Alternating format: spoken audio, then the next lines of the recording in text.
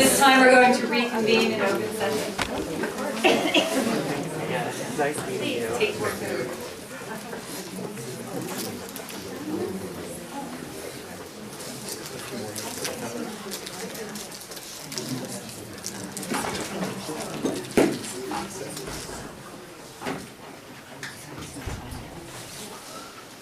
We are now ready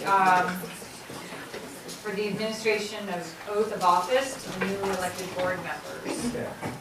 Prior to entering upon the duties of their office, all Board of Trustees members shall take the oath of office required by law. The oath of office will be administered to newly elected board members Tara Hoxie and Bye. Laser. No, not bye. Bye.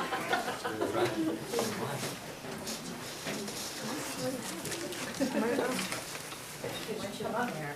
I'm gonna stand right there. Yeah, stand right there. Is it one at a time or is that? Together. Okay.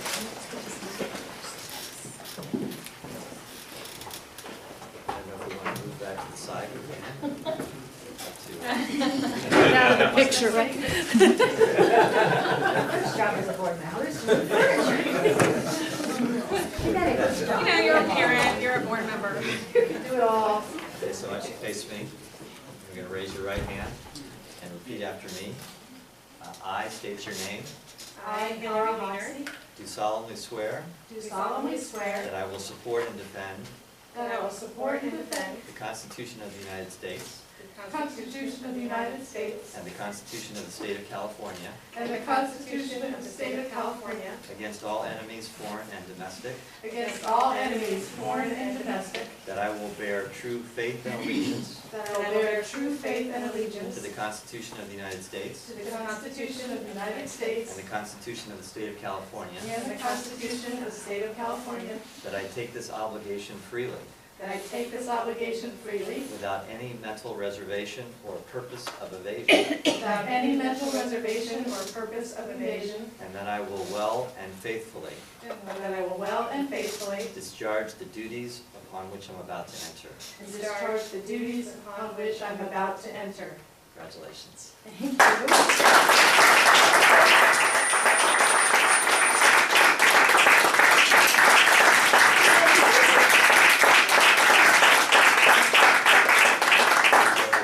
Official.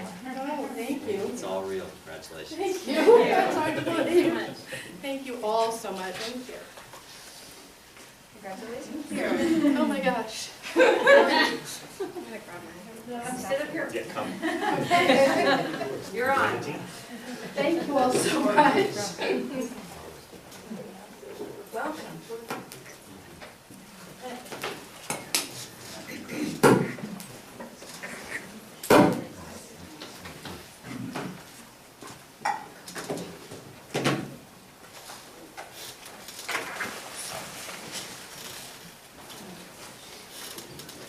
At this time, we will go to our communications and announcements.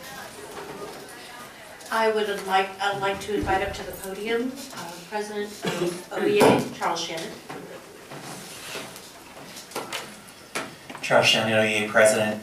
I want to say that OEA a few months ago had interviews for school board candidates, and both Cara and Hillary were a part of the interview process, were so impressive to the interview committee. We are delighted.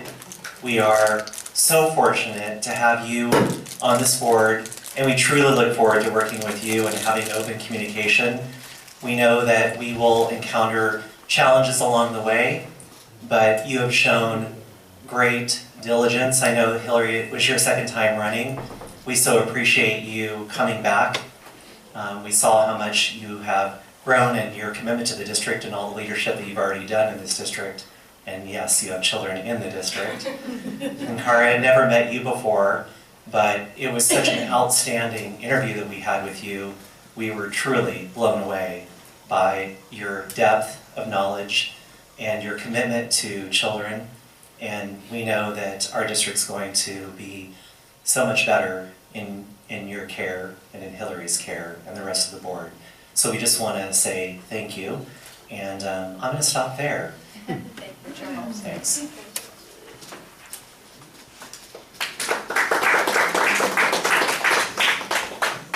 Doesn't look like Steve Waterman is here for CSEA. So with that, I'll move on to my directors, and I would like for Stuart to report on our solar celebration. Have a little microphone difficulty, is it working now? It's working now. Honorable board, including our two wonderful new members, Dr. Seaton. Just briefly, I wanted to report that this afternoon at 4 o'clock, we had an observance, a celebration, a throwing of the switch of our new solar arrays at all of our schools. I think it's momentous that our school district now is now powered by the sun, and it will save our district an incredible amount of money. And thanks to our board and their vision, we're now on a path to be responsible stewards, no pun intended, of our environment, and we are doing something to provide an example to our children about what it is to be responsible with our environment.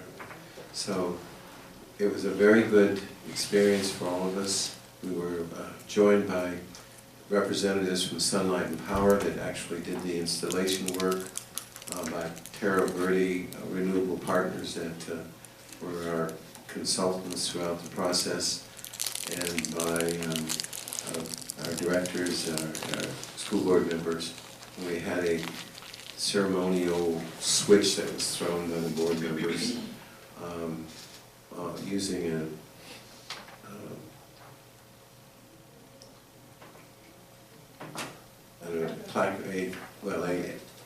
a pseudo switch that was created by the students at OIS, and I have to tell this story.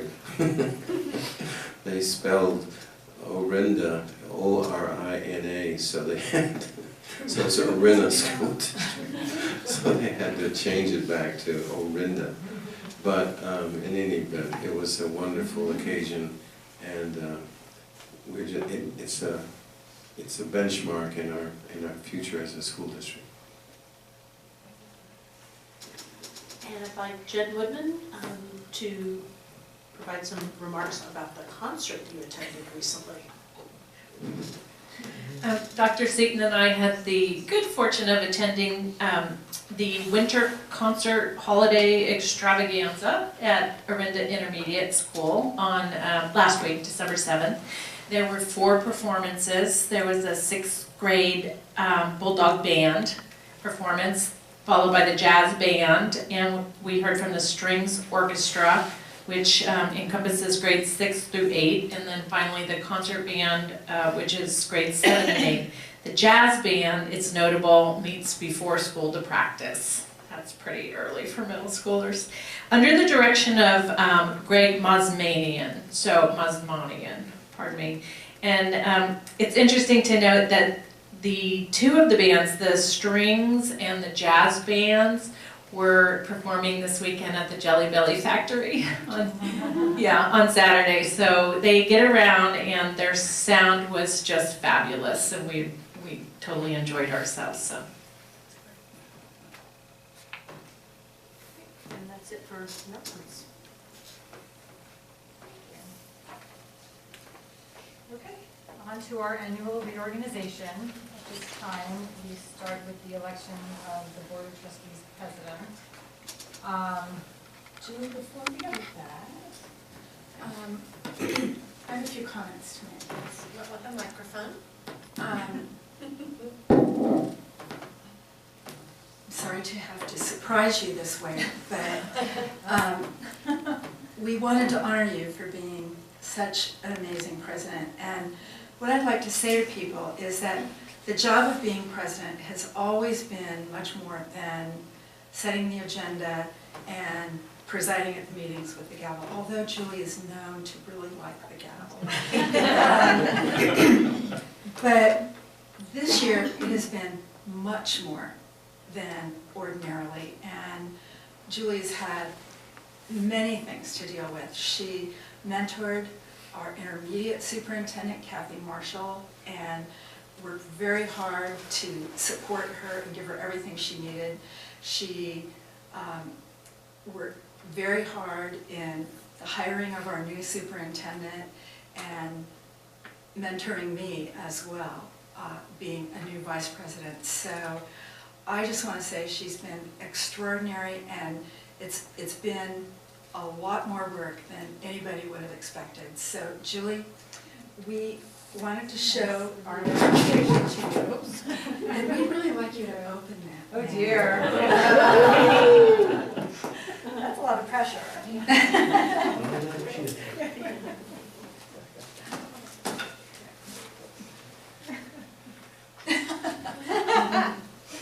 hold up on the card? Yeah, totally up to you. Is it shoes?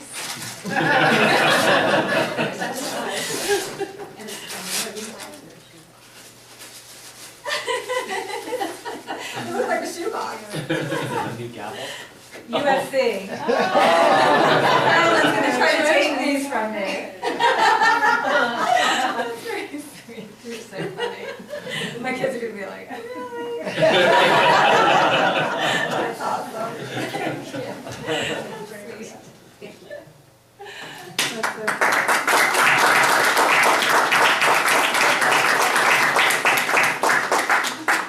And I have a nomination to make, and I know perhaps other people are thinking differently, but timing is everything, as they say. And I would like to nominate Jason Connie to be our next president. Should the board ever honor me by nominating me to be the president, I would like to give 110%. I've got about 85% now. So, and I'm also aware that the final year of Jason's and my term is an election year, and that would be a very difficult time for Jason to be both board president and the professional that he is. So it's with a lot of gratitude and a great deal of respect for my board buddy that I'd like to nominate Jason to be president.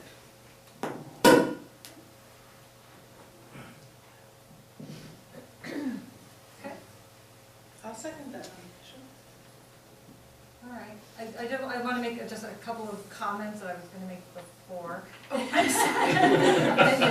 You're talking about me, so I couldn't. But I just want to say that one of the things that I'd like to see us try to get back into, and I don't think we intentionally got away from this, is the progression of vice president to president. No, I'm not saying it. No, and I don't mean it that way, but I do think, having that, and we kind of got away from that because Jason served as vice president, and then didn't serve his term as president, and now I guess we'll go away from that again. But I do think it's important to have that progression as much as we can, because that vice president year is a year where you can, really be focusing on learning how to set the agenda and work a little, get a little bit more on the inner workings of the process at the district. So I do encourage us at least to think about that going forward. And then the other piece, I know a few years ago we did change our board policy to allow us to just select a person, to make it more easier for us to just select a person as president without jumping through a lot of hoops about who has served before, who hasn't. But I do want to just convey to everyone that there has been a tradition, it wasn't part of our policy, but there has been a tradition in our district where the highest vote getter does traditionally get the role of president. And it's weird because you have 2 people being elected or 3 people being elected, so it's not quite as, it's not a clear progression, but that there is that thought behind it. So I just want to lay out those 2 things just as we go forward thinking about it. So we have a vote, I mean, we have a motion and a second. So unless there's another motion, I think we can just take a vote. Shall we? Sure. Okay. All in favor of electing Jason Connie as Board of Trustees President? Aye. Opposed? Okay. Jason, I have to unplug, so. Congratulations. Give me a minute or two.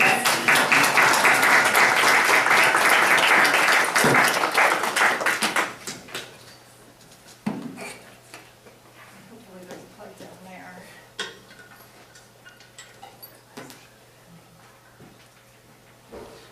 This mic doesn't seem to be working. Oh, okay. And these are two speaker parts.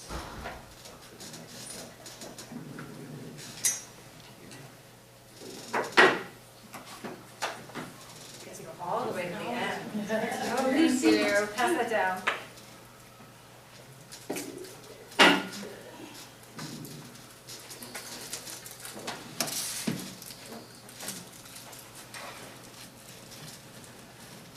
I really want to thank the board for this honor, and let's see if I can, grab my way through presiding now for the first time. We're doing our reorganization, and it's now time for a nomination for our vice chair, and I would like to make a nomination. Carol said timing is everything. Well, partnership is everything too. And I'm deeply grateful to serve as chair. I'm also deeply grateful, looking to an election 2 years ago, that the teachers, before anyone else, brought Carol and I together. I think Carol and I might have been seen as an unlikely couple politically, and that might have been true in different contexts. But I can't say what a pleasure it has been to work with Carol and be a partner with Carol through some things that we've done over the last couple of years. And so my nomination is in keeping with Julie's suggestion that we line up a vice chair who can be a partner and be active, because that 85% is a lot of other people's 150%. I nominate Carol to serve as vice chair. I'll second that. Discussion. I mean, I'm supportive of that. I think Carol has done a wonderful job this past year, and, I do agree with Jason that everything that you have given is certainly beyond 85% for a normal person, so I'm excited to see you continuing this role.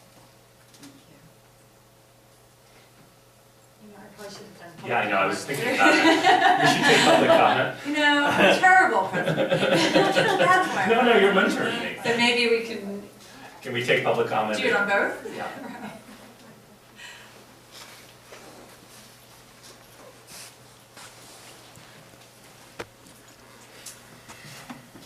OEA President Charles Shannon. I know both you, Jason, and you, Carol, have been on the board, so you have experience, and that counts for a lot. I also know that we've had a rapport, OEA, with both of you. You are endorsed candidates, and we look forward to that leverage. So this may work in our favor. No, just kidding. You were imagining. No, I just want to say that I got to know you through the endorsement process, and then you were elected onto the board. I've been able to reach out to both of you, and you've been honest with me, and we've gotten through a lot of challenges in the district, and I know that you truly are both committed, and so we just appreciate continuing our relationship with you. And if you are elected as president and vice president, I know that we'll continue to work closely together with you. Thank you.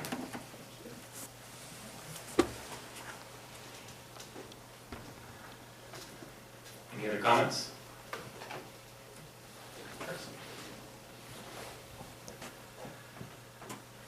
Chris Everson, Orinda resident. I just wanted to say especially thank you to Julie for her term as president and for 4+ years, 4 years that I did with you, and then some more that you're doing. So thank you so much for your service to Orinda and for all the hard work. Thank you. And then to the other 4, again, Carl just meeting today, but so excited for the other 3 of you that I've known and worked with that really good work, and thanks for your service. And Jason, you'll be a great president, and Carol, continue on as vice president. Thank you so much. So, thank you all. Okay. Point of personal privilege. I just want to apologize. I thought we were commenting about the, you made a motion, and then when Chris spoke, I realized it was an opportunity also to say something about other folks on the board. I'd be remiss, Julie, if I didn't say thank you.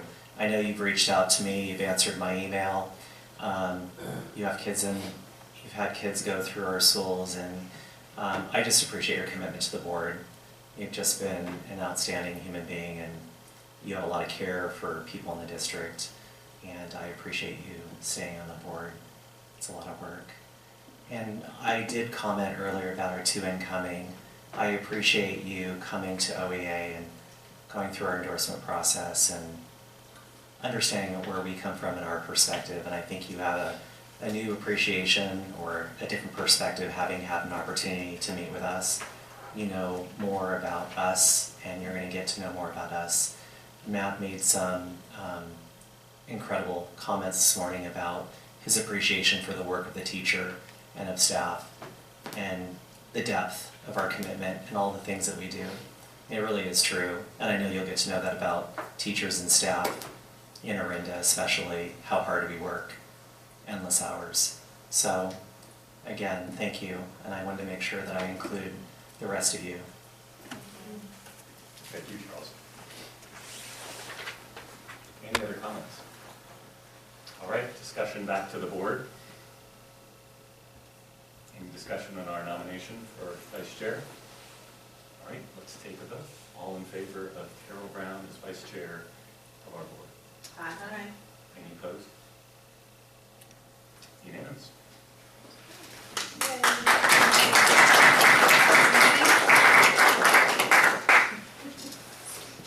All right, our next agenda item is the, well, I guess we do the secretary before we do the authorized signatures. Appointment of a board of trustee secretary, which is traditionally the superintendent. That's correct. Should I make a motion, or? That would be wonderful. Well, then I will move that Dr. Seaton serve as board secretary. Any discussion? Well, I guess you I can was gonna second. say I'll second. I think that sounds great. There you go. Any comment? Back to the board. All in favor? Aye. All opposed? It's unanimous. And now the authorized signature resolution.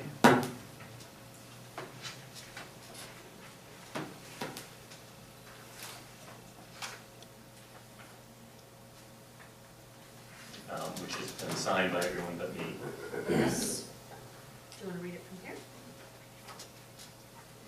Sure.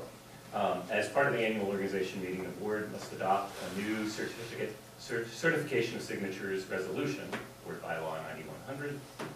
The original is to be filed with the Contra Costa County Office of Education.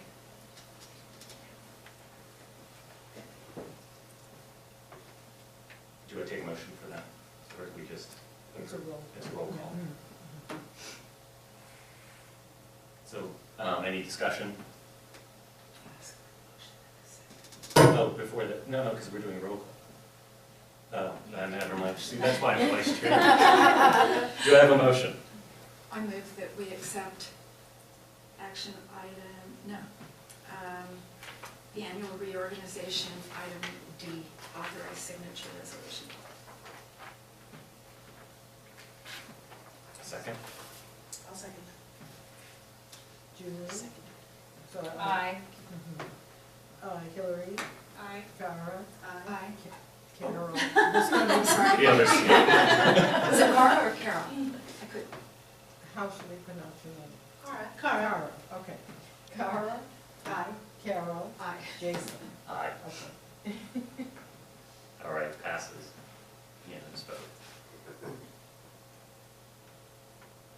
All right, as part of the annual reorganization, we now have we have our committee assignments.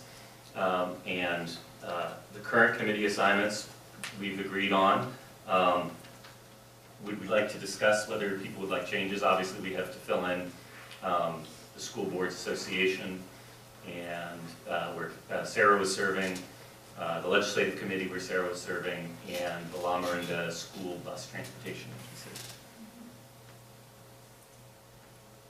Do we have any takers? Julie, you've already moved into first seat on the bus committee, right? Yeah, I'll continue on that. I don't know if there's a person who could be my alternate if I can't make it. I could do that for you. All right, Maybe I'm sorry. daytime. Or- No, that's okay. Is it daytime? Okay, then I I probably would be shouldn't. happy to do it. You wanna be my backup? Sure, I'll do your backup. It's a daytime meeting once a month. I think the transportation just was an important issue right now. Traffic issues, something like that. Mhm. I would be happy to do some of the Contra Costa County. With the school board system. That's great. Carol, do you want to still stay serving on that? I'd like to be backup if that's Yeah. okay. That's fine. That's perfect. Do we want to leave EFO the same, or? I mean, I'd be happy to do that. I think Hillary would be great at that because Yeah. she's, I decided to resign. That's a good idea. Well, you're taking the lead already on School Board Association? Right. Yeah. Do you want to be lead or backup for EFO? I mean, I can be lead, that's fine. That's great. Carol, do you want to be backup, or should I be backup? Or why Cara don't you could. do backup and then, I just feel like I have so much experience with EFL. yeah. Yeah, so why don't you, I think it might be more useful for me to do something different. Oh, okay. That makes sense. Why don't you do, then I I think mean, that, I would do it if you wanted me to, but I just, How about you take legislative? that's right. okay, that's fine. All right, well, we made a muddle of that. Did you get all that? Let's go. Let's go. So for the School Boards Association, it'll be Hillary first and then Carol. Right. Then for the busing, it'll be Julie and then back up to Kyle.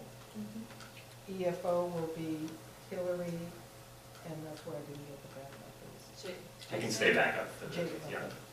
And then legislative is Cara, and backup is Big backup. Carol, Carol. thank you. Okay. Unless you would rather. Oh, no. You're good. Perfect. Great. Having made those assignments, do we do that for a vote, or? We I don't usually think don't so. vote, we just state. Move on. The assignments were filled There we go. by consensus.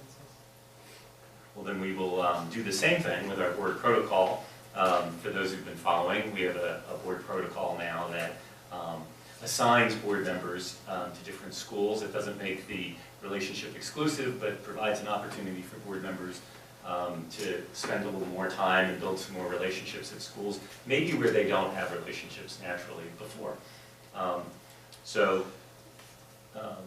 It's something just like every other board decision that we haven't talked about before, so why don't we open up for a little discussion to see who might make sense for which school, if anyone has preferences. So Julie and Hillary, Cara and Hillary, what this means is, we voted, I think you were here Yeah.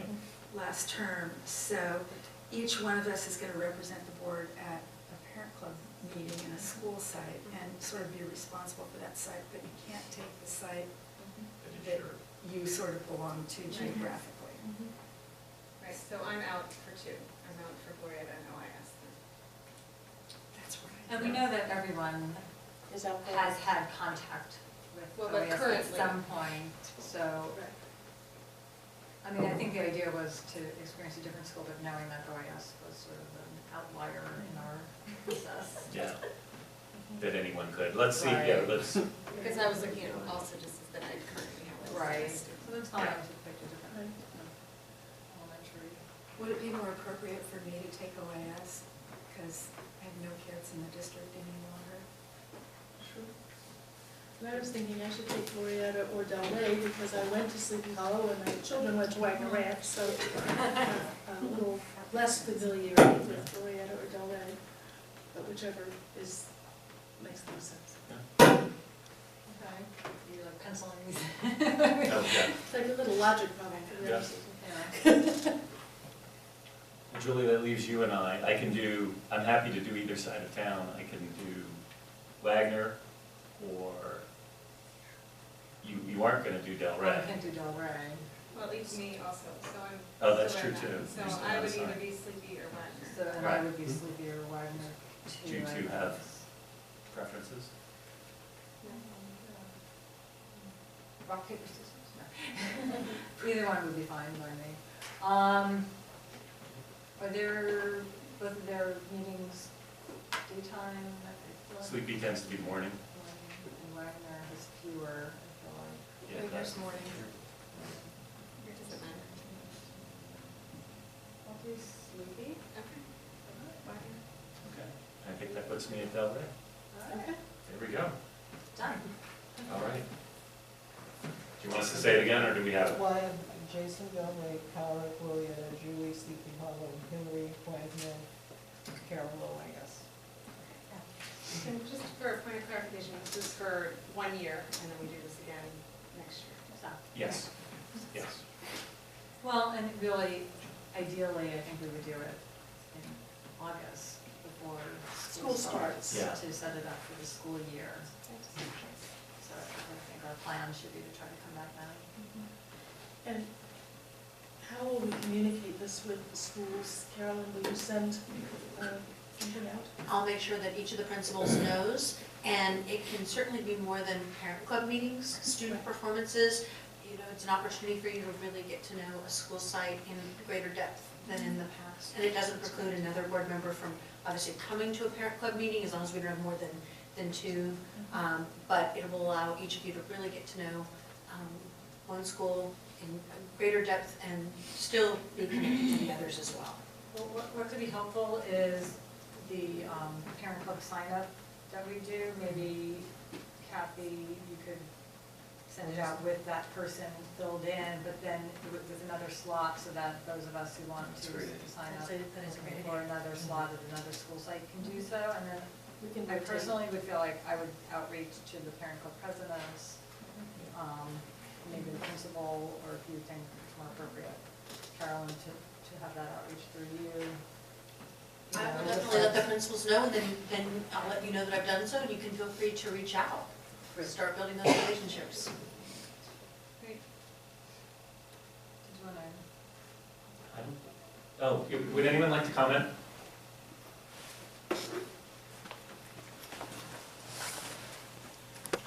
Josh Yannoye, President, I just have a point of clarification. So if another board member wants to attend a parent club meeting or other function, would they need to go through the superintendent? If you could just clarify with me, or do they just attend? I think we always like notification. I think when we discussed the policy before, there was debate about whether we were Yeah. going to try to limit to one or the other. And I think we're clear that any other board member can attend. I think, Julie, our I think, well, the parent club, like I said, will do a sign up where we're assuming that one person, the assigned person, will attend the parent club Yeah. meeting, but we'll have another spot available for, that's how we used to do it, we would just sign up for meetings, and up to 2 people would sign up for a meeting. So now it would be one person being assigned to those meetings and another person having, you know, any other board member having the opportunity to sign up for as many of those other parent club meetings. And then if it's a social function, yeah, then I wouldn't. anybody could attend that. Yeah. I know normally I'm not allowed to ask questions, I appreciate you responding to that. Thank you. It's like a musical event or something like Right, that. Right. or a pumpkin patch or something like that. Then we could all go if we wanted to. Yeah. It's a purely social. It's social, it won't be a meeting. I think it is important to keep our old traditional list so that there's always a central information about it, and we're keeping an eye on it to spread out our meetings. What about for like community forums, you know, like we just had for Gen 7 kind of thing? What are we gonna do with that type of thing? That's a good question. So I would assume that if at all possible, the board member assigned to that particular school would go. And then through my office, through Kathy, we could make room for another board member to be present who has interest in that particular area and is available, or whatever the discussion item is. I think whenever there's potential business to be done, we should notify the superintendent so that, like when we had other community forums, Right. that way we don't run into it becoming a meeting. Mhm. All right. Well, those selections I don't think require a vote either. So we will move on to our action items. And the first is the 2015-16 Annual Developer Fee Report from Ms. Cedrin. Good evening. The collection of our developer fees requires that an annual report be communicated at regularly scheduled board meeting. And this report provides for the information of what we did as into the collection of money, the interest earned and amount spent for the 15-16 year, and also going back 5 years. But we have to show that not only are we collecting the fees, but we're spending the fees, because we can't just collect fees and not have any purpose. Then why are we collecting the fees? So the annual report is every December, so you'll see a progression as to prior year activity and then the prior 5 years to that. Our current rate of $2.44 per square foot of any new residential construction is our current rate. And at this point in time, if anyone has any questions regarding the report. Teresa, is that $2.44, does that also apply to remodels or additional square feet added to a house, or is it just new construction? It is only for additional square footage. So for example, if you have a plot of land and there's nothing on the land and you build a home, the entire living square footage piece, it's like not including garages, but the living space area would be assessed $2.44. The rate that we can charge is set by statute. And every even year, the new rate comes out. And we do share that rate with the Acalanes High School District. We receive 70%, they receive 50%. But it's any new construction. So, for example, if they do remodel, maybe it's just adding on another bedroom, then we can only ask for developer fees for the additional square footage. For example, also, if they totally demolish the building and put a brand new building that's bigger, we can only collect the additional extra square footage, because the way the developer fees worked was at the original time when it was built, they paid their fees. So it's any new square footage. And then there's also a rate for commercial, which during the time I've been here, I haven't seen any commercial expansion, but there's always that possibility. But it's mostly been all residential. We do have the majority of what we received lately has been from new homes on the expansion side. The last time we had any large amounts of money was from the Pulte development. You don't get any from Wilder, we had an agreement back when the original development was established, and they paid their fees up front. So any new home going in there now is not subject to the developer fee? Beyond the original square footage that they agreed upon, we would collect fees. That's my understanding. That was a good question, and I am actually looking into the contract to make sure, you know, what was the original square footage that we agreed to when we did collect fees. back when the original agreement was set up, well, everyone thought that the development was going to go in quite fast. And of course, as we know, that did not happen. It's taken many years, and right now, it's worth looking at another eye looking at the contract to make sure that what was agreed upon that was being built is what is being built, and if there's anything additional that we do receive extra funding. Thank you. I have a question about, on page 3, the building improvements expenditure, the 821,000. Can you or Stuart maybe address what improvements we've paid for out of the developer fees? There were a couple items. One is we purchased all of our buildings instead of leasing them, and then also we put in a new portable. The latest was at Glorietta, and before that was Wagner Ranch. So those were the main. Yes. So that wasn't air conditioning or any of those other building improvements? No, the air conditioning, what do you call that? It's not abatement, but We call it stopgap. stopgap measures was used through Fund 40. Okay, thank My question is related to Julie's, because if you look over the 5-year period, that fund was kept at a pretty consistent level. And it's at the lowest level in those 5 years, I think for very good reason, and I think we might expect it to go lower.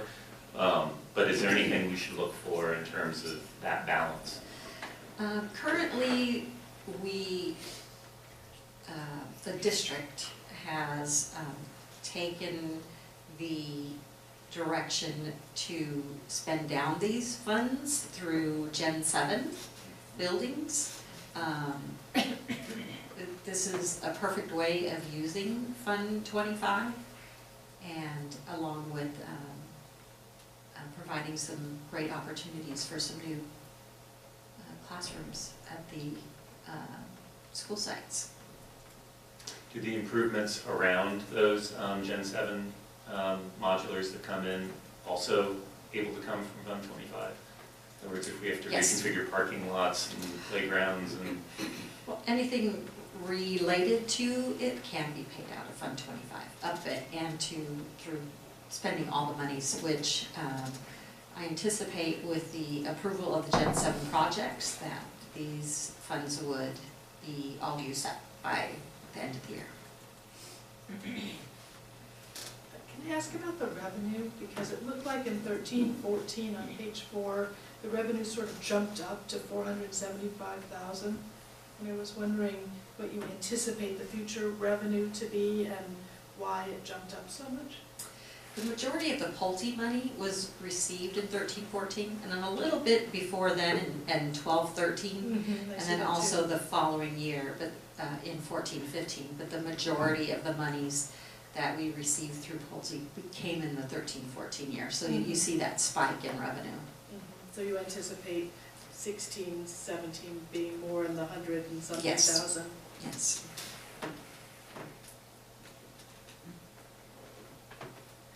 Any other questions from the board before we open up for comments? Any comments from those in attendance? All right, back to the board.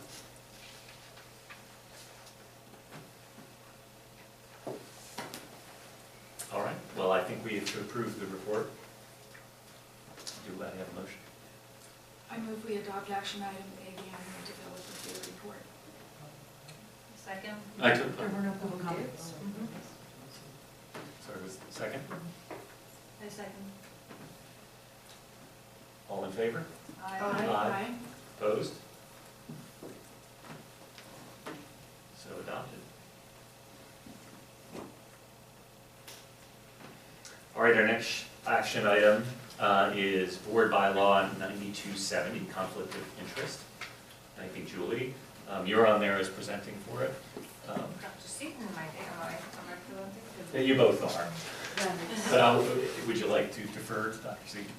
So we need some minor changes. Right, so as the board is aware, and I think Cara and Hillary, you were in the audience when we went over this, the board is required to adopt a conflict of interest code, and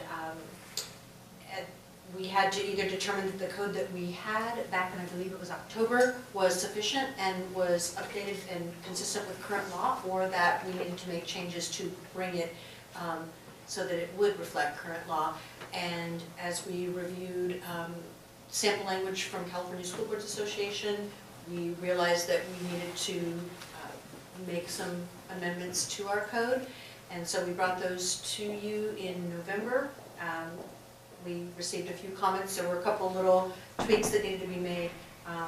But if you look at the attachments, you will see that where the strikeouts were and highlights. And then we also added a second attachment that shows a clean copy, because that strikeout language, it's very difficult to read through, but it's important to have that so you can see what the original language reflected and where changes occurred.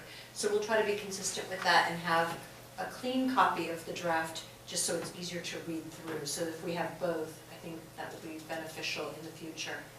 And so hopefully you had a chance to just see those small changes, and then you can determine if we're ready to move forward. I think we have a December deadline that we have to get back to the Board of Supervisors. That's the governing agency to whom we have to send our revised code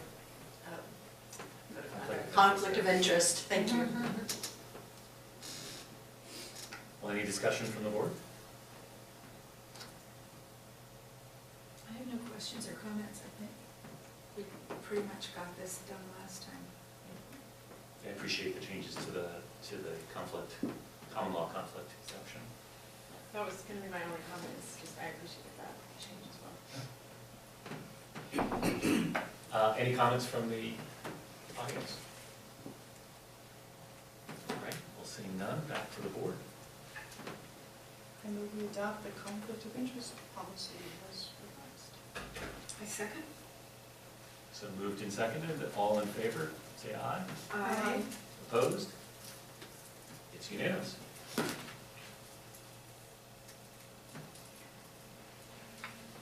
All right, our next action item is the CSBA Delegate Assembly call for nomination. It's Julie again, but I'll take that it's for me.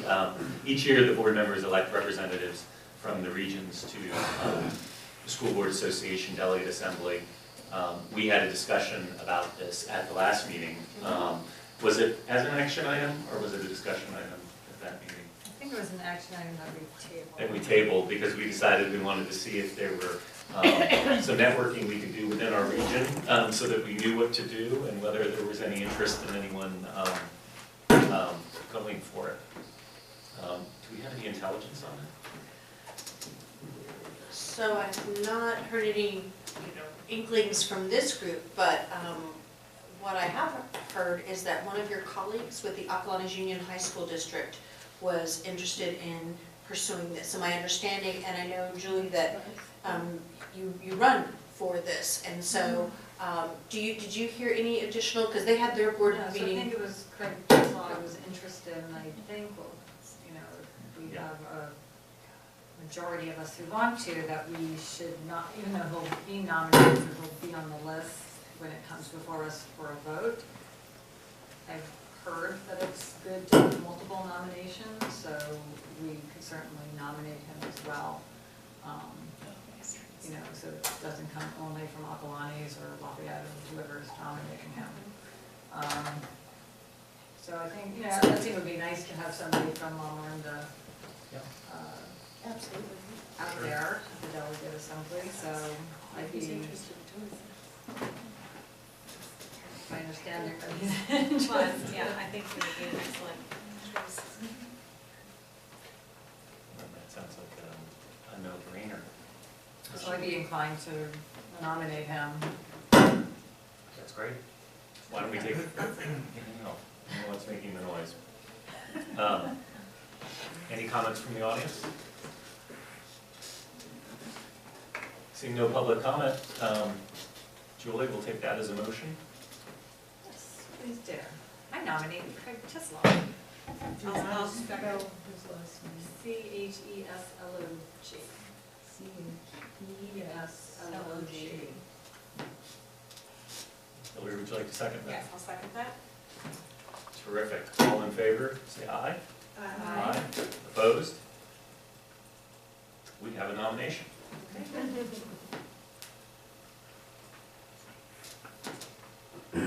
All right, and we have another action item, the first interim financial report. Sid. Okay, I want to see if this works this time, because Okay. I didn't. Oh, there we go. Okay. The little things, right? Little things that make us happy. So the first interim report, financial report of the district, is the first formal review of our current operating budget since adoption, and includes 2 subsequent years through a multi-year projection. It is one of the required state financial reports, which includes the budget, the unaudited actuals, first interim, the audit, and then the second interim, and then we start the cycle all over again. The original adopted budget, so what's included in the report are timeframes. It includes the original adopted budget as of July 1st, the board-approved operating budget as of October 31st, actuals to date, any expenditures, revenues we received as of October 31st, and any new information that I may have received since October 31st up into the time of reporting to project out the year for the rest of the year. And then also the 2 subsequent years of 17-18 and 18-19. So the report does include looking back to see what our original budget is, where we're sitting now, and how we look going into the future. We do have a positive certification which states that we will be able to meet our financial obligations.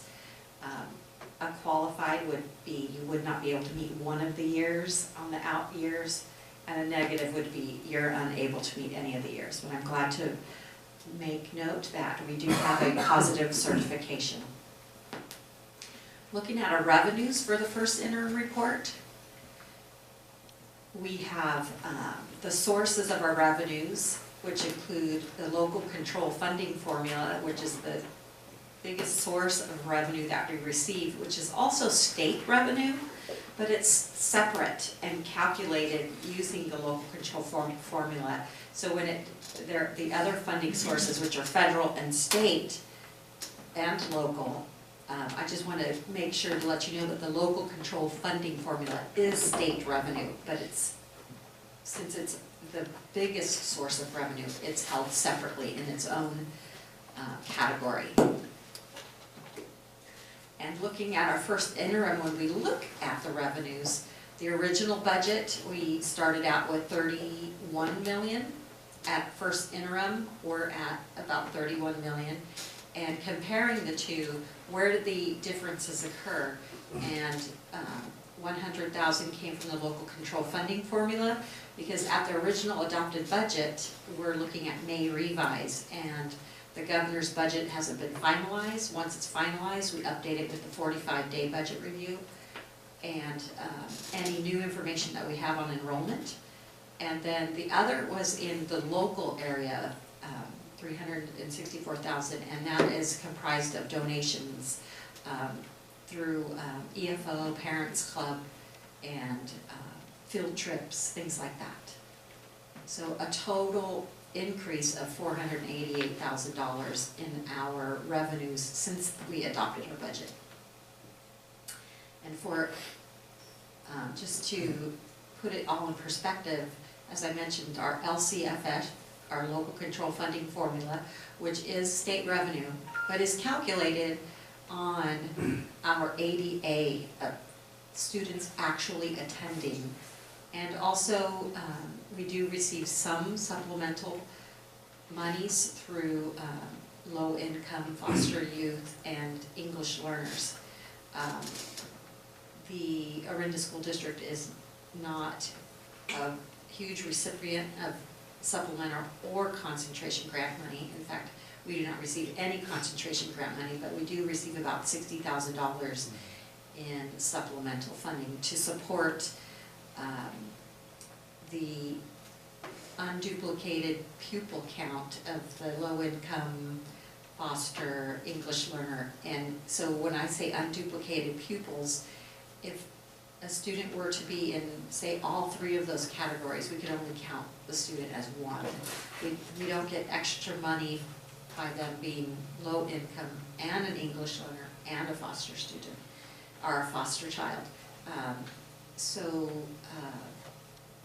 And the monies, the $60,000 that we do receive in the supplemental monies, it all goes towards the funding of our EL teacher, which is supplemented also with general fund dollars, because it does not even cover the cost of the EL teacher. We do receive a small amount of federal money and state. A majority of all of that is special education, lottery funding, and mandated costs. And then we also have local. The Orinda community is a very generous community, and 32% of our revenues comes from local monies.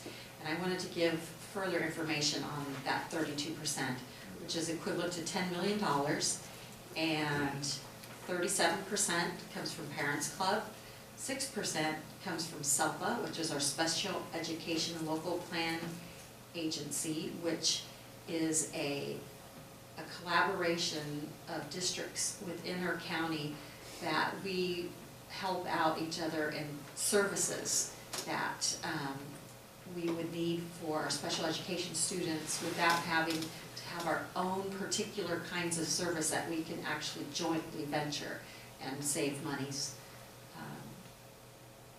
Our parcel tax is 39% of those monies, and then we do have EFO at 11%, and then we also have a miscellaneous of about 7%, which would include renting our facilities, any interest that we may earn, field trip monies that come through that are separate donations that are not part of Parents Club or EFO, and then also any indirect costs that we may charge programs.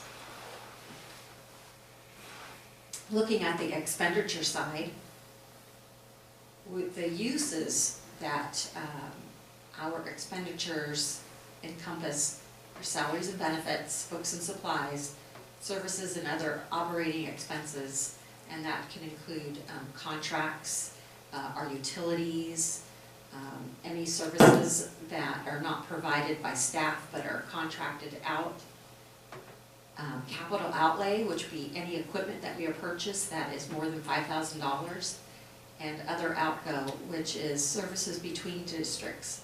Such in our case, we do have preschool and extended school year that we have services with Moraga and Walnut Creek. When we're looking at the expenditures, our original budget, we started out at $29.8 million. And at first interim, we're at $32.1 million, which is a difference of well, basically $2.3 million. And the majority of that is coming from the certificated, classified, and employee benefits, that group of that area, and then also services and other operations. And these came from the collective bargaining agreements that we had settled with one-time monies, and as part of a 3-year agreement where the remaining amount that was still due was one-time monies. And then also on services and other operating, we have reserves in our lottery and mandated costs, and once we spend the reserves and we actually move them up to where we had in mandated costs. We have a 3-year program, and we actually hired people to be put in positions. We also did some services, contracts to provide educational support, professional development, once we move the items from a reserve up to any of the classifications, you would be increasing that expenditure category. So, and we also did have some special education contracts. So those are the two areas that more or less received the increases in expenditures. So when you're looking at expenditures, it does take people to educate children, and when you look at the certificated, the classified, and the benefits, it makes up 79% of our budget. We do have 7% in books and supplies. Services and other operating is 13%. We did have $30,000 in capital outlay, but because of the percentage, it does not show up. And the other outgo, like I mentioned, the contracts between districts with Walnut Creek and Moraga is a 1%. So when you take your revenues and your expenses, you wind up with an ending fund balance. So at our original adopted budget, we estimated it would be $5.6 million. We, as of first interim, it's $5.6 million. A slight change of $14,000, but as you can see in the comparison column, the biggest changes are, as I mentioned, the one-time payout of one-time compensation payouts, and because we have more expenditures, we also have to contribute more to economic uncertainties, and then we also had an increase to our unassigned, unappropriated. But when you look at it as a group, you see it's only $14,000, but actually our unassigned, unappropriated bottom line increase $790,000.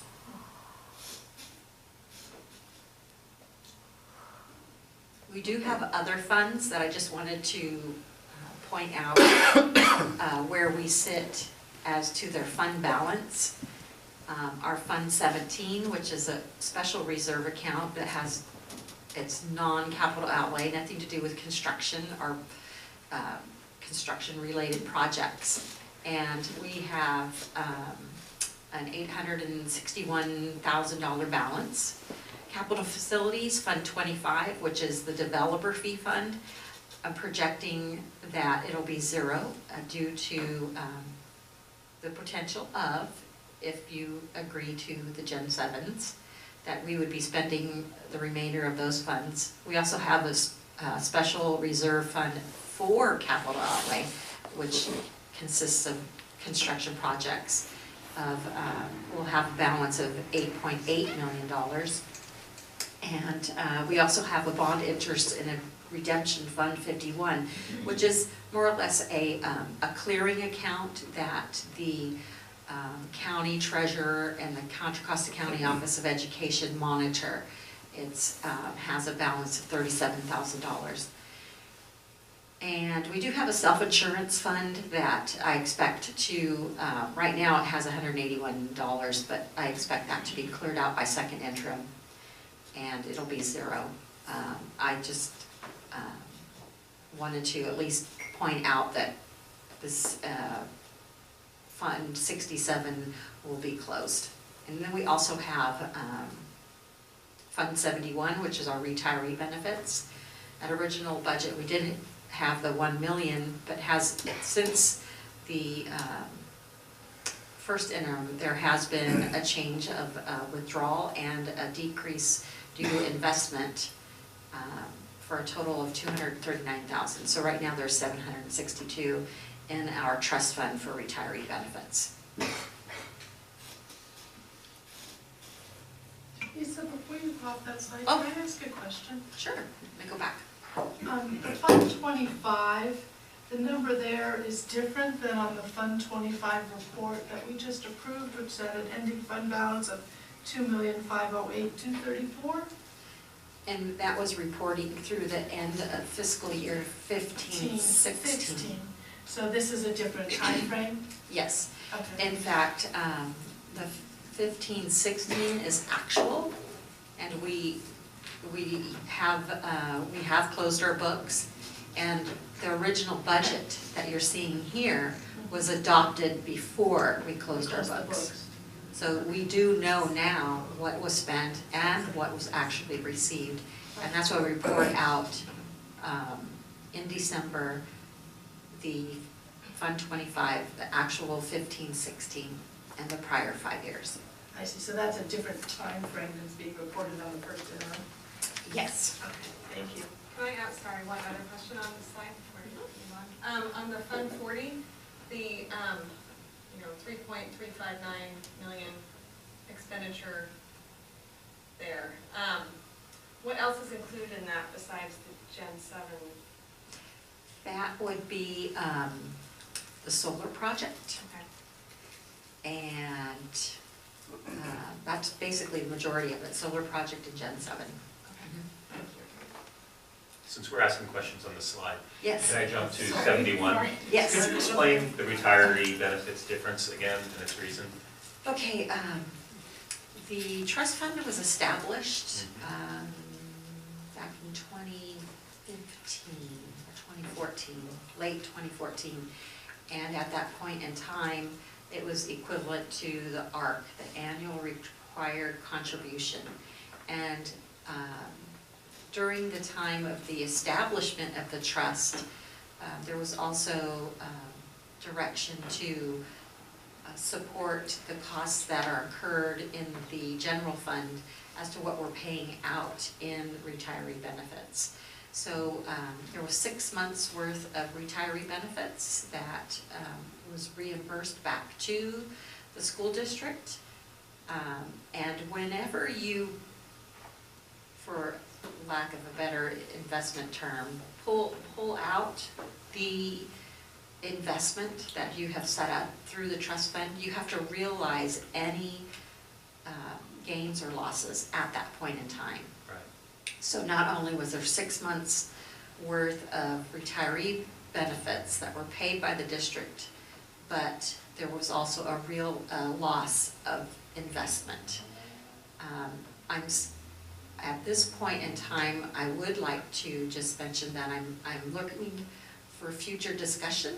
I know this is on a future agenda item to discuss the strategy on where to go next with the trust fund. And right now, the about $214,000 is waiting to make a decision as to, do we realize it and put it back in the general fund, or does it go back into the trust fund?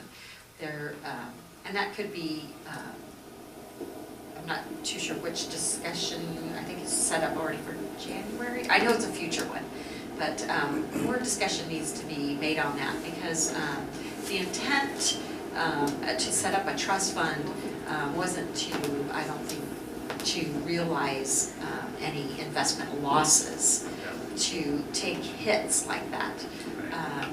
There is different strategies that you can have with the trust fund, but I think it calls for further discussion, and I would like that direction from the board.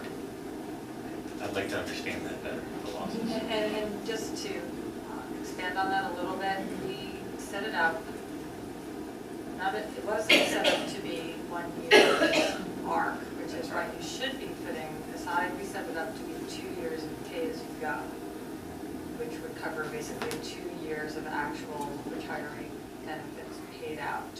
And the idea was that we would be earning interest on those funds while we were then using the funds and putting more money in to always sort of, to try to work up to saving the ARC on an annual basis. And what's happened is it hasn't been revisited, and we need to revisit that as soon as we can get it on an agenda, so that we can really look at that strategy and figure out whether we as a board want to continue with that or try put money into that trust account in another way, or whatever we decide to do. But I do think we really need to drill down into that.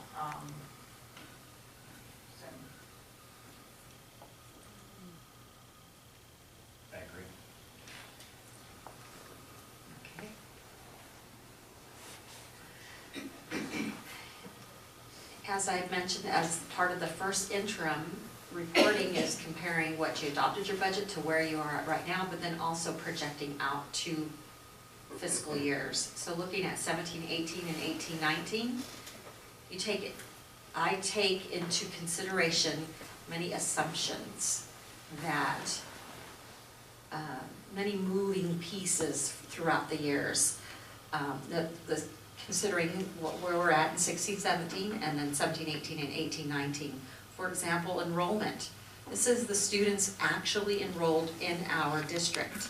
And it does fluctuate during the year. We do have a census count in October, but then throughout the year, we do have little fluctuations of students leaving and entering. But then ADA, that's where we're funded at, is the students actually attending and sitting in their seat. And we have been averaging the last 3 years 97.49% attendance rate, which is actually a good rate. There's always room for improvement because we are funded based on the students sitting in their seat. We also have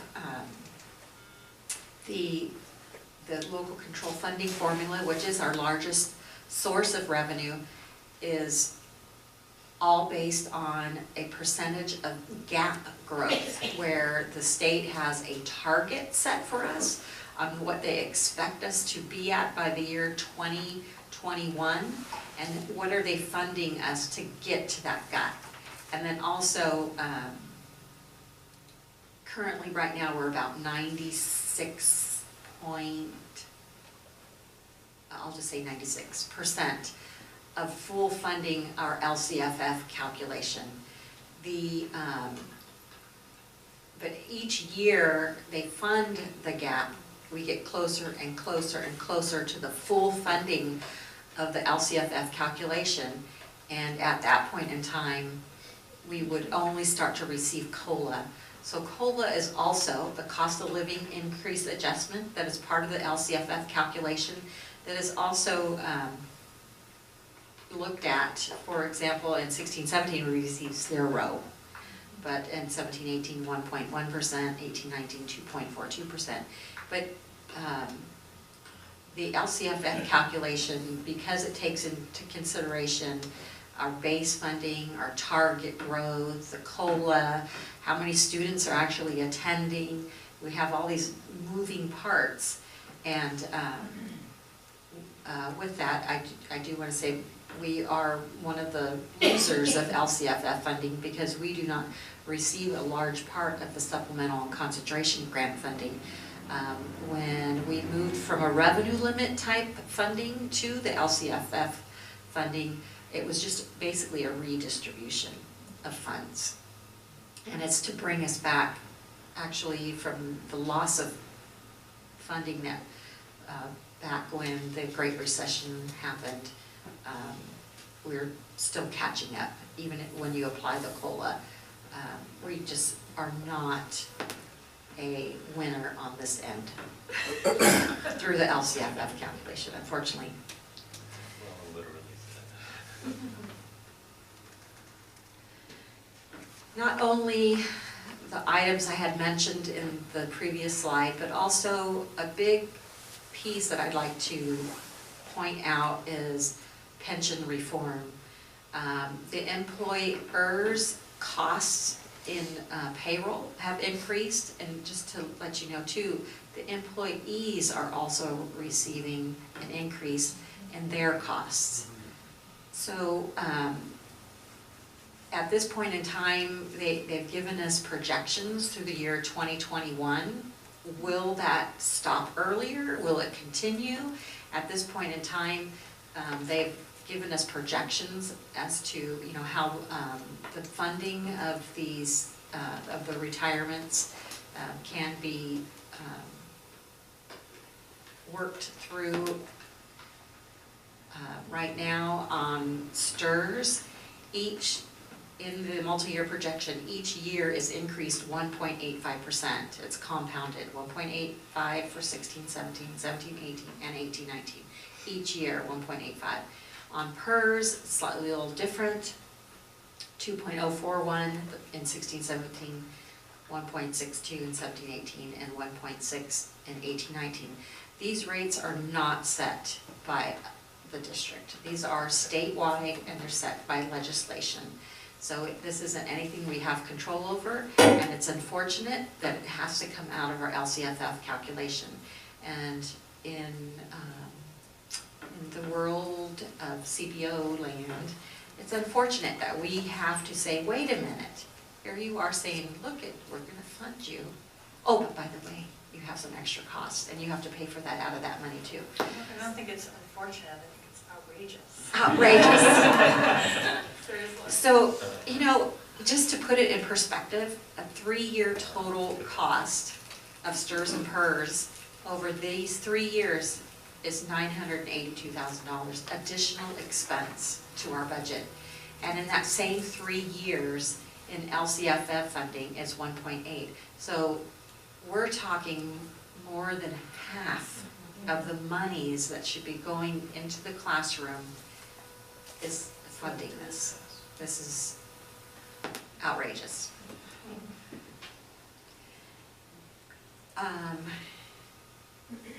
When we look at the multi-year projection for the 3 years, I want to point out the revenue versus expenditures. And this is what you would call deficit spending, but we have structural deficit spending and we also have planned deficit spending. And in the first year, 16-17, we're $1.1 million more expenses than revenues, but this was a planned deficit. We are spending reserves in mandated costs, we're spending reserves in lottery, and we're spending reserves to pay out one-time compensation. So these are things we know about and we've planned for. And we started with the beginning fund balance as of first interim of 6.8. We will end with 5.6 million in the ending fund balance, where there's an assigned of 4.5 million and then the unassigned, which is basically has no ties right now associated with it. But the unassigned balance is where if something were to come up through any type of unforeseen situation, we would use those unassigned reserves to pay for that.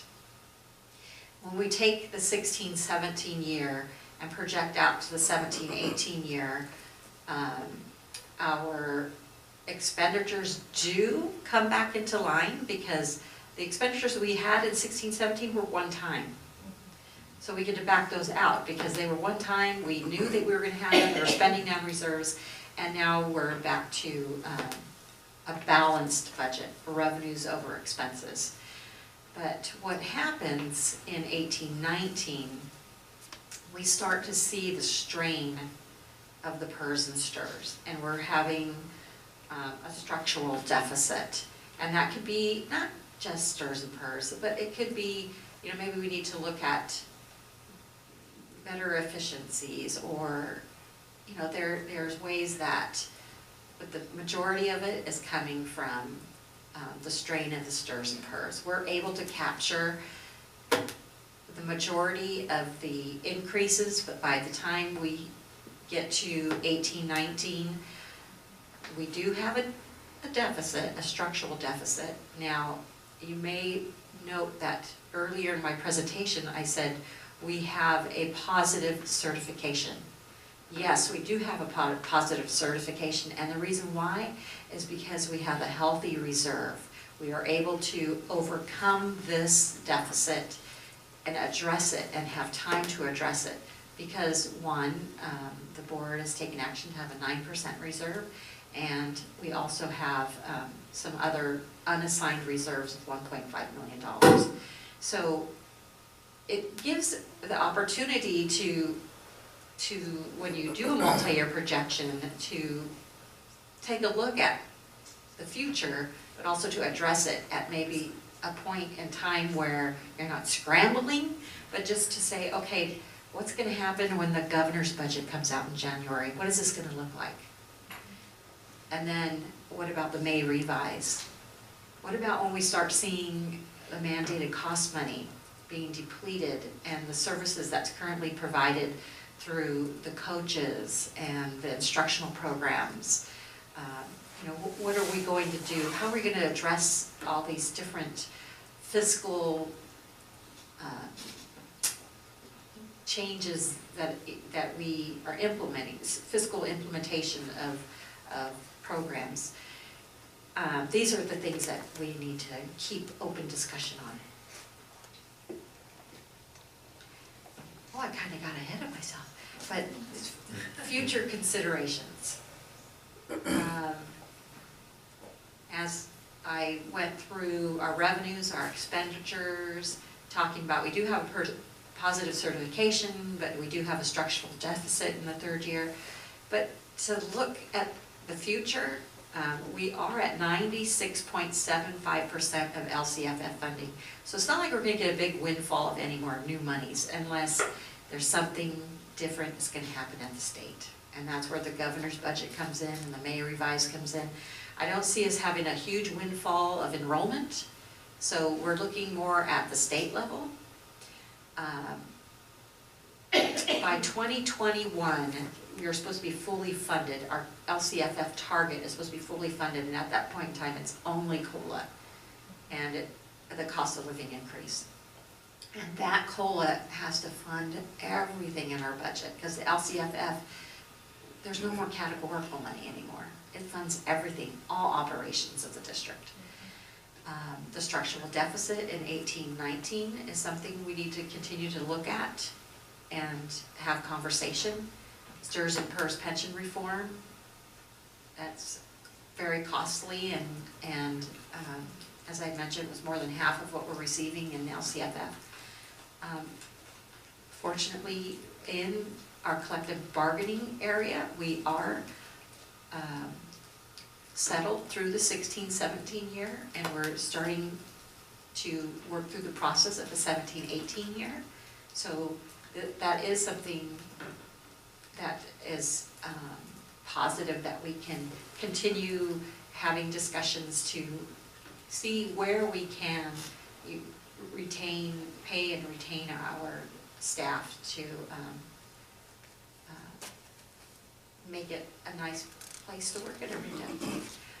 And as I mentioned, the loss of mandated cost, you know, once that 3-year plan is up, where are we going? You know, either those programs and people go away, or we're gonna have to find other sources.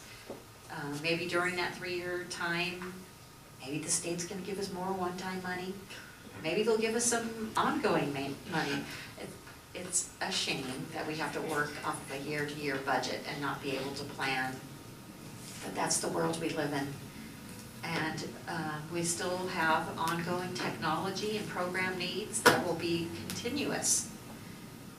So these are just things to consider as we continue to look at the finances of the district. So what's next? The governor's budget in January. Dr. Seaton and myself will be attending the governor's budget in Sacramento. And we actually start beginning the budget development process soon right after, with the 17-18 budget looking at student registration and enrollment projections and staffing projections. Our TKK registration, early registration is in early February, and then we open up registration for all grades in March. So that gives us the opportunity to look at a kind of a little early snapshot into next year. And then you'll have another opportunity to look in depth to the second interim, just like what we're doing right now for the first interim, based on what we know now from the by the second interim, with new information on enrollment, new information from the governor's budget.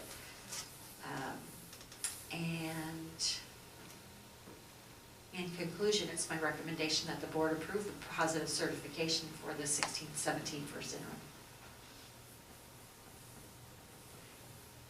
interim. More questions from the board? I do have some questions. So going back to page 12, and I'm trying to figure out how, one thing that you mentioned on the services and other operating expenses, and you talked about the mandated costs, money being in there, and then when I looked at page 14, you had just under 400,000 coming out of mandated I'm costs wrong. reimbursements on the 14. Is in So balance. 12, I'm trying to figure out how. I'm sorry. Page 12 and page 14 kind of. Okay, here's 14. Okay, so 14 has the mandated cost reimbursement, 393,000, it's almost 400,000. And then I go back up to page 12, where that line about. Okay, so just to. So back to page 12. Yeah, so when you're looking at the one-time compensation and the mandated costs and any other changes from original budget to first interim, those items are being brought up forward to 12, which we talked about the salaries and benefits, and then services and other operating. There are items within mandated costs. Some has already been part of the budget, established within the budget So I guess prior to, oh, I'm sorry. I'm just, my question just was, you were saying that the services and other operating expenses line item included the mandated cost, which is about 400,000. So is the rest of that, I mean, I see where you have the water, is the rest of it primarily special ed contracts?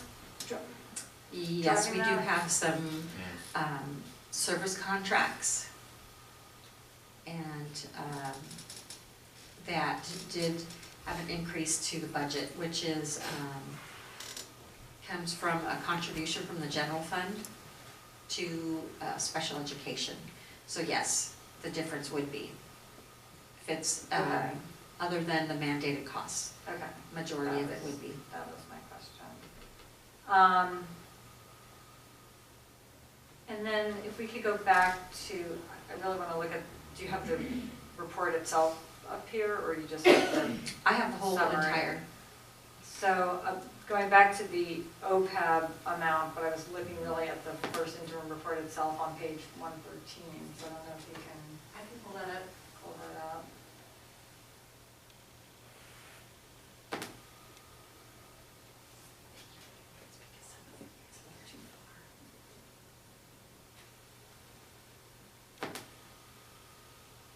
You said page 117? 113. 113. Scroll. Do you want me to scroll to it, Teresa? Sure, unless you could just punch in 113 and it goes right to it. Ooh, tiny. So I mean, really, I just wanted to point, so now our total liability is the 13 million, is that what this is showing with the, that's our most updated OPEB liability? Yes. In fact, you're getting a snippet of what you're going to see in January, because I've received a draft of the The audit? actuarial study. Okay. And I wanted to use the most recent information that I could have in the interim report to show what the unfunded liability is at this point in time. But we can have a more in-depth discussion when the actuarial study is presented in January, Okay. along with the audit report that talks about it. And then if you can just scroll down a little bit, so the ARC, so the ARC, which is sort of the annual amount that we should be setting aside if we, to try to meet that liability is the 1.5. Yes,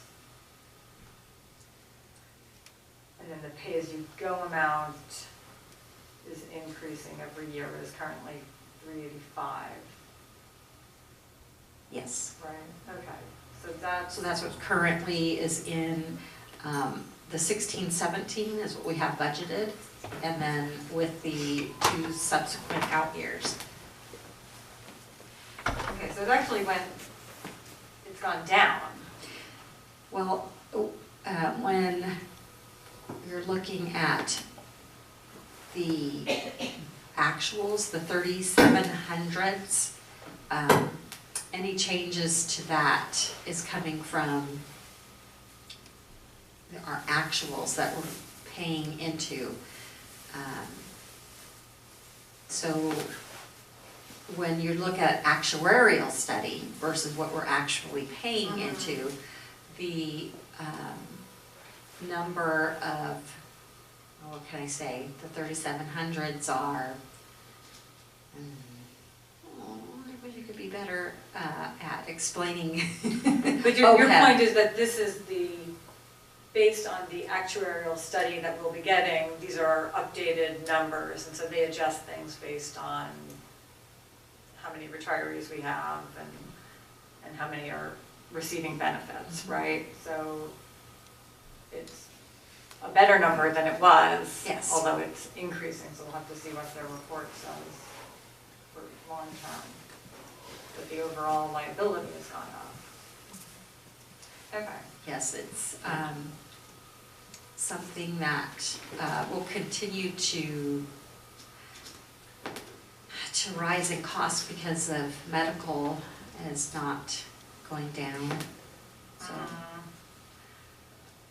And then, to page 94.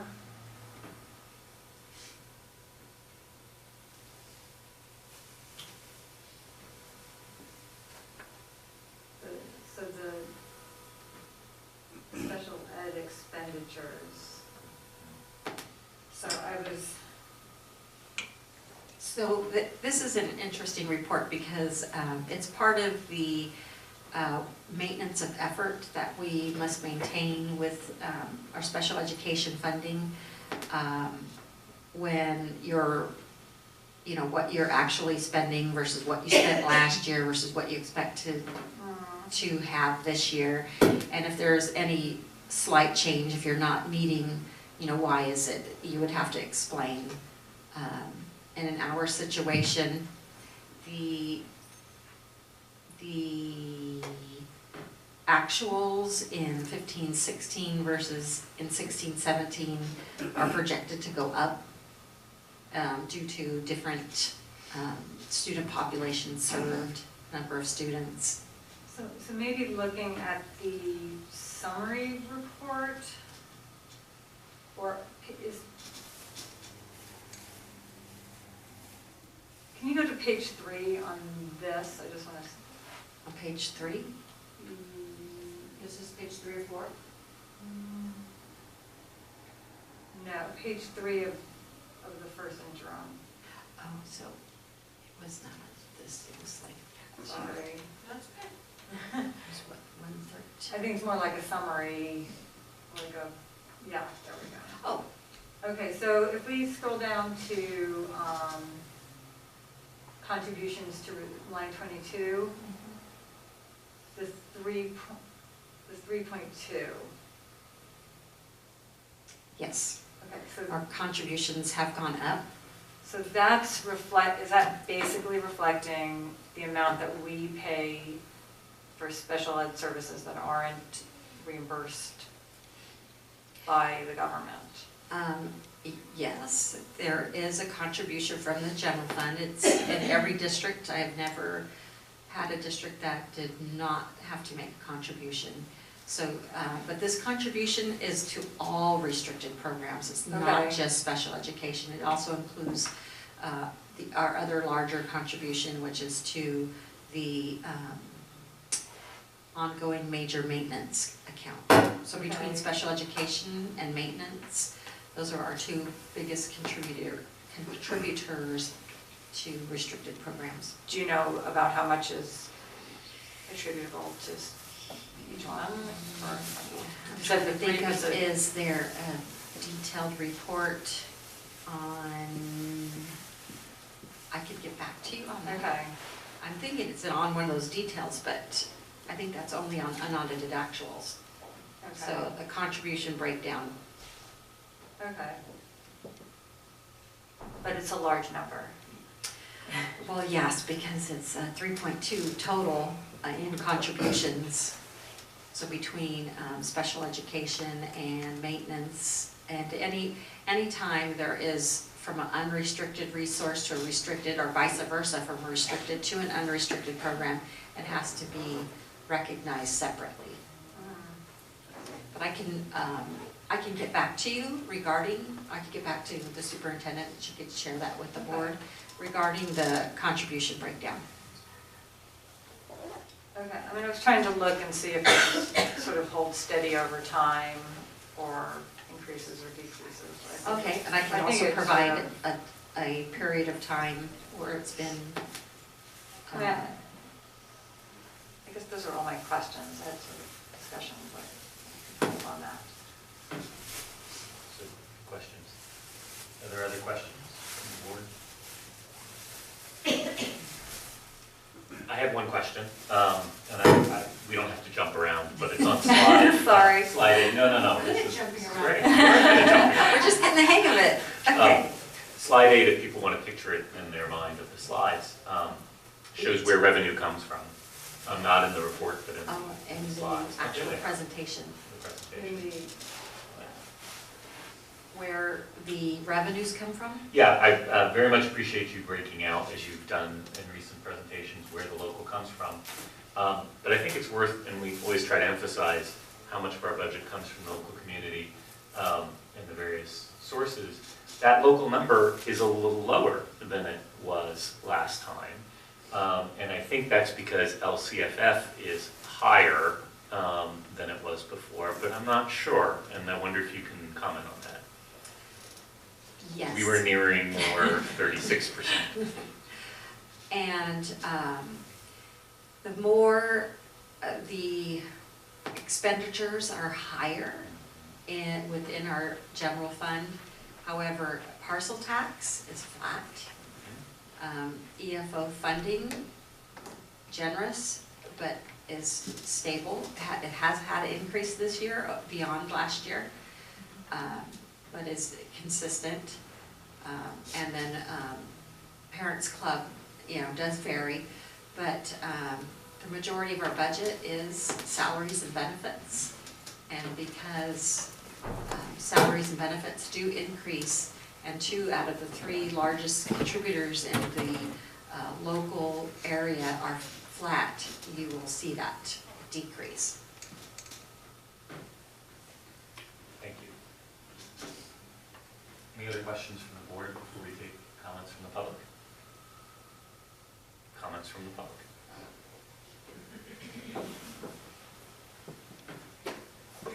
Charles Shannon, OEA President.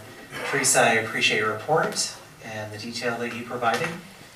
I was listening to the discussion of OPEB and the questioning, and I have a real concern because when we start dissecting OPEB, and that is a negotiated topic, I think we need some legal guidance on that. I'm uncomfortable with repeatedly saying that, OPEB is going to be this much, and look at this, we've got to be concerned. I just think that discussing this in public, we have to be real careful. I think it might be used as a tactic, and I think that's unfair.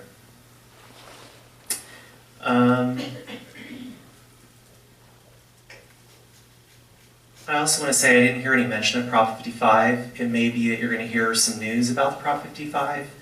I really appreciate all those who participated in the passage of Prop 55. But I'd like to know what we're hearing from the governor, and I may be hearing from CTA on how that might positively have an impact on our budget. Thank you.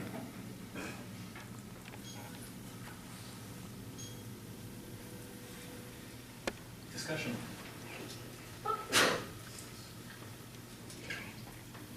Well, I just think it's, given looking at the first interim, and what Teresa suggested at the beginning, that I really do think we need to look at maybe seeing if there's interest in a budget workshop of some sort, because I do think we have a lot of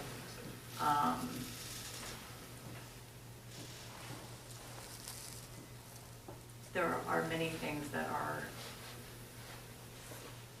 affecting our budget, and that stirs PERS increase, and I've heard discussion about, are they gonna change the interest rate that they use to make that calculation, and that if they do, that would also be an additional hit on school districts.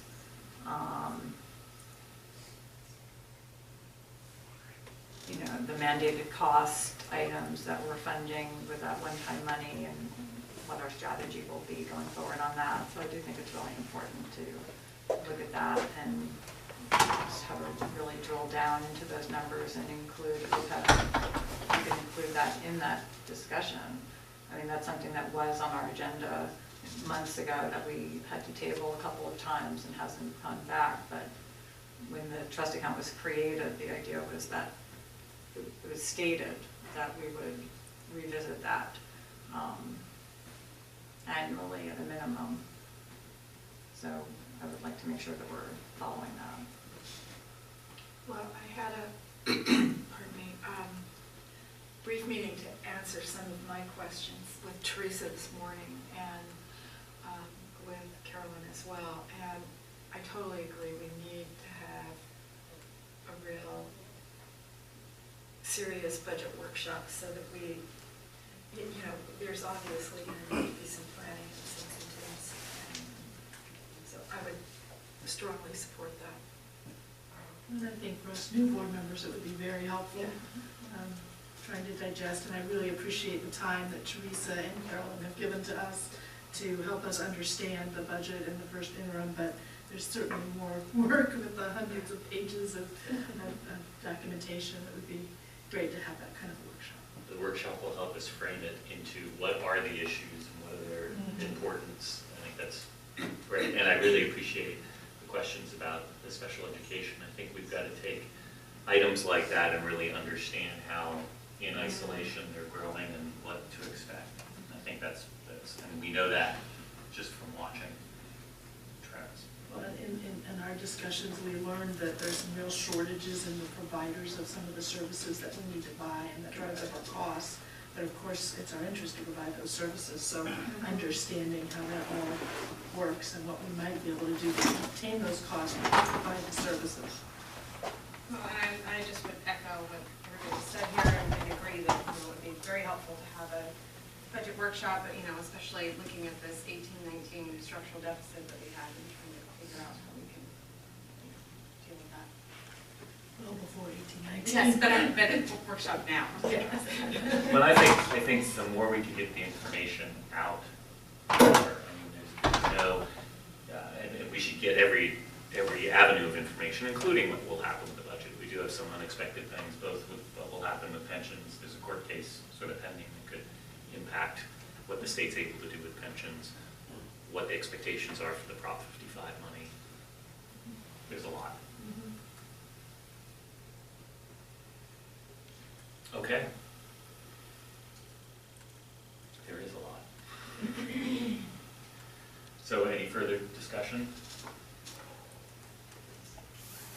If not, we have a motion to approve the positive certification and the first interim financial report.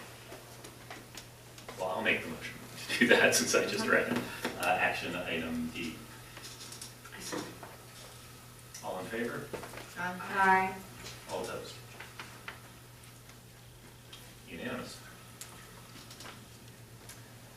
All right, that leaves us with two more action items. Both are related, and Mr. House will be presenting both of them. I want to announce to the public that we do have our Wi-Fi back.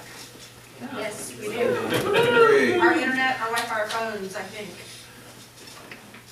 Thank you, Mr. Marr, for your work on that. Thank you. So the first item are the plans for Gen 7 modulars, and then proposals. Honorable Board, Dr. Seaton, I'm really pleased and excited about the future prospects for our school district in terms of learning environments.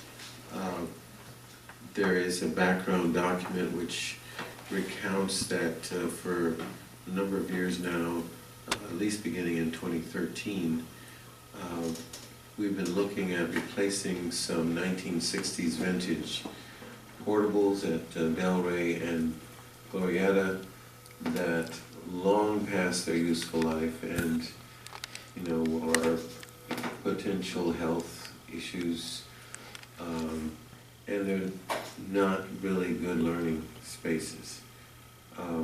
We had the opportunity over the last many months to look at a new modular building, which is 21st century in design,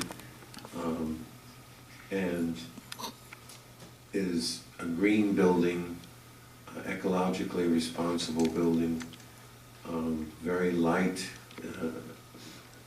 light in the sense of sunlight building, that we would ask for your approval of the plan this evening to move forward with the Gen 7 building. We've had a series of community meetings, stakeholder meetings,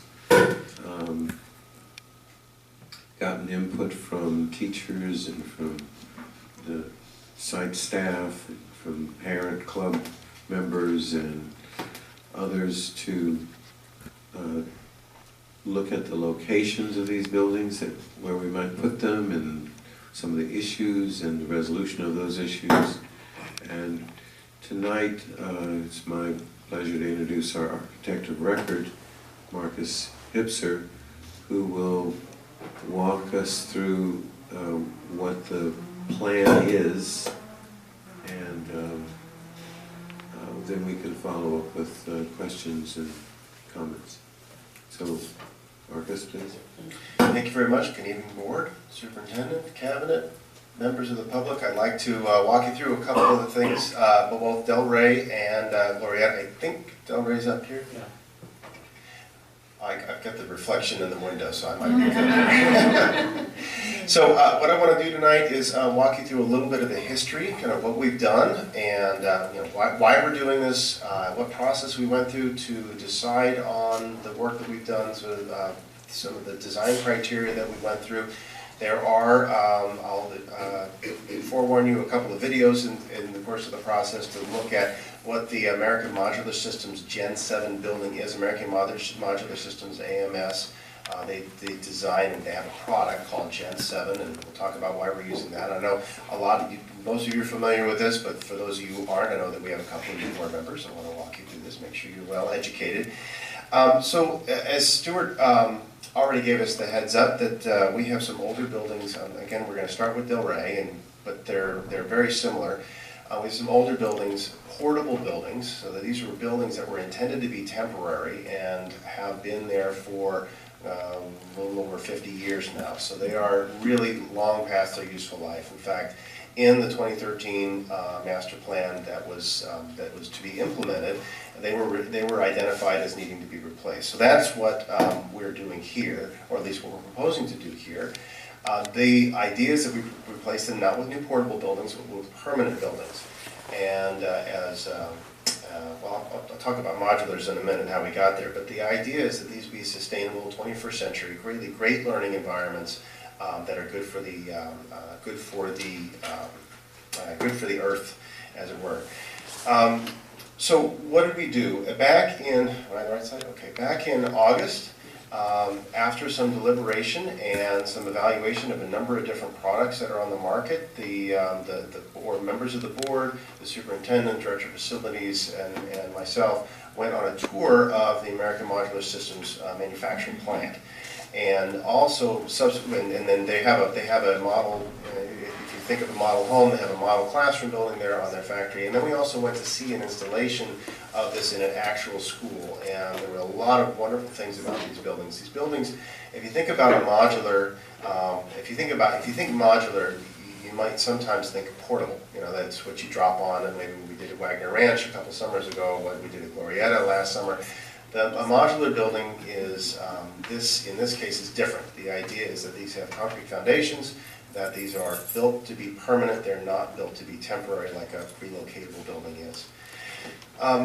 We came back in September, and the board approved us to proceed, thinking that AMS was the model that we were going to, or that Gen 7 was the model we were going to proceed with, and then we then proceeded to work with the district, various different representatives of the district, to think about what is a 21st century learning environment to them. So what we did, knowing we were going to work with Del Rey and Glorietta, we got committee representatives from each school all together, and that's a meeting we had on the 28th to develop overall broad design criteria. We wanted learning walls, we wanted a lot of natural light, we wanted wonderful spaces that were that you could easily teach in. Acoustics is a real issue. I'm going to talk about that in a minute, but basically make sure everybody in the room can hear what you're saying. Since we're talking about Del Rey, subsequent to that, we went away and we took that design criteria and we did a couple of test layouts. I met with the site committee 2 further times to, one, look at the site layout, look at the building layout, and then come back and then further look at the building layout to develop what you're going to see here in a few minutes. We then took it to the community. We had a community meeting on December 5th, which was sparsely attended, I have to admit, but there were a lot of really positive feedback about the whole project as we went. So the only concern that we really heard was that there needs to be storage. There are a number of containers on the campus that we need to make sure we're accounting for. Some of those are used by the Boy Scouts, and we want to make sure that we're maintaining that storage. So that's some of the feedback we got at the Del Rey site committee meeting, or I'm sorry, community meeting. So 21st century learning environment, state-of-the-art classrooms, that's the criteria we were given, and that means that these are buildings that have, that use less energy, which means that we have a lot of natural light. These buildings have what they call solar tubes. They're round skylights about yay big that are controllable. If you haven't seen one, they look almost like a light fixture. In fact, when I first saw one, I thought it was lights turned on. In fact, it's a solar tube. So it brings light in from the outside. They are controllable, so they can effectively turn them off by shutting louvers in them. Acoustics, and I say acoustics a lot because people don't think of sustainable buildings being acoustically well tuned. But if you think of a good learning environment, if Johnny is in the back, can't hear what the teacher's saying, then their learning opportunities are less than the people sitting in front. So you want to make sure that you don't have a lot of fan noise, which you get a lot of, especially in a portable building, because the air conditioning unit kicks on and the fan is right there. So anybody in that part of the classroom, it's really loud. The floors tend to shake because they're not too solidly built, so these are better built. They have better acoustic properties overall. Resource conservation. There's a lot of recycled materials that go into these buildings. These would be what we call CHIPS certifiable if the district were to pursue that. CHIPS is the Collaborative for High Performance Schools, similar to LEED, but most people are familiar with LEED. It's a sustainability rating system. CHIPS is very similar. It started in California, but it's specific to schools, which is why often schools are designed to CHIPS criteria, and that's what these are as well. Energy generation. We're currently looking at having solar panels on the front shade structure. They're front canopies that are effectively rain ladders. Well, I'll show you what they look like in a few minutes, but having solar panels on those so that there's a little bit of energy generation as well. Finally, at Del Rey, and this turned out to be the same thing at Glorietta, campus layout turned out to be one of the criteria. So just to give you a better idea of what the starting point was with the Gen 7 building, if somebody could click on that picture with the computer, it should link to the video. Is that possible to do? Which, right here? I'm the one driving. Yes. If you click on that, it should. Did you link it to the PDF? The PDF, no, it's in the This is the PDF. Well, then, then we get to save 5 minutes. So we do have another version, and we'll see if we can maybe we can come back to it later and look at it either tonight or at a subsequent evening. We did watch that same video the first time, and we also did show them to the community as we were doing the community meetings, so it worked out pretty well. We'll pull it up during public comment. So okay, fantastic. All right, so following that baseline, which is the Gen 7 product from American Modular Systems, we had these series of community meetings. This is not to represent everything we talked about at the meeting, but just to give you an idea of the process that we used. We have boards. I'm very, other than these broad presentations, I'm a little old school in my presentation style. When I work with committees, I like to sit there with a board and a marker and mark down everything everybody says, because frankly, when I draw something on it, no, that's not what I meant. I meant it like this, and then we redraw it, and then we redraw it, and we take notes, and so we get a lot of good feedback that way. We record everything that we have on the boards so that we have a good record of what it was that we talked about, and everybody can see what it is that we're doing. So since we have the PDF, I don't think my little animation is going to work either. So you see the gray buildings there. The gray buildings are the portables. There are 4 of them there. There's the Annex Learning Center, rooms 22 and 23, that are really, really old buildings. The orange one next to it is relatively new. It's only about 10 or 12 years old, if I've got my dates right. That one we're going to keep, and then the 4 gray ones will go away. What we had originally intended to do was put the new modular building right in that spot. And as we discussed it with the site, one of the concerns became light into the existing, that classroom building there. It's already a bit dark in there. Putting another building in its place didn't seem like the best thing to do. So we opted instead to look at potentially moving it and putting it where the Dolphin Club is. So the new modular building will go where the Dolphin Club is, and then the Dolphin Club would move to the corner of the playground. Now this does and then building room 24 would move next to the kindergarten wing and be converted to the workroom, because right now they're going to lose their workroom as a result of the demolition of those 4 older buildings. So this new building would be converted into a workroom. What this does for the campus is it opens up the playground, makes it a little bit more regular. It gets rid of a dead zone. That area where the Dolphin Club were planning to move it is a little bit of an awkward spot. It's a little bit tougher to supervise. The PE teacher wasn't really thrilled with having that there, and one of the ideas was let's fill it with the Dolphin Club. One of the other things that this does is anybody who's ever been there at say 5 or 6 o'clock in the evening will see parents pulling up, walking to the Dolphin Club to get their kids. They walk all the way through the campus, and I pointed out here, but I don't think this works on the screen. So what this does is it moves the Dolphin Club nearer to this back parking lot, and that way parents can go right into the Dolphin Club and go right back out again, and it really simplifies the layout.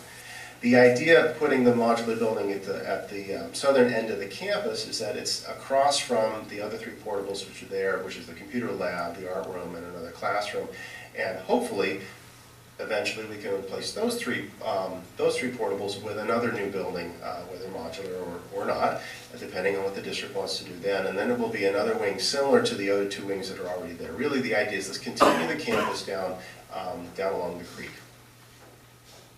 So that gives you an idea of what the building is going to look like inside. There are 3 on the left, 1, 2, 3 primary classrooms, or when I say primary I mean standard classrooms. The campus is really interested in getting office space for PE teachers and for small group learning environments, and so we have 2 offices that are accessible from the outside. And then on the very end, that's either going to be a science classroom, or it's an art classroom, or it's a STEM classroom, or it's a STEAM classroom, or any of all those things. I've heard several different ideas as we've proceeded along with this. And they'll convert their old art room into the science lab, and there's some variety there. But it gives you can see the difference in the flooring material. What we're doing is we're putting in a larger sink in that classroom, and the flooring material is going to be all vinyl, no, sorry, not vinyl, but linoleum versus carpet. And the other 3 classrooms have part linoleum and mostly carpet, and you can see that in the shapes there. So the building on the upper left, that's the the model classroom that American Modular Systems has right on their parking lot in Manteca. And you can see generally what it looks like. Below that, of course, is Del Rey Elementary School, the multi-purpose building. The reason I'm showing you both is because what we want to do is integrate the building as much as we can with the existing campus environment. And the building is going to look different. I'll just be right out there with it. But at the same time, we want to make it as similar as possible. So what we've done is, you can see on the right there drawings we call exterior elevations, and we're going to mimic the board and batten from the rest of the campus onto this new building to integrate it as much as we possibly can with the existing campus.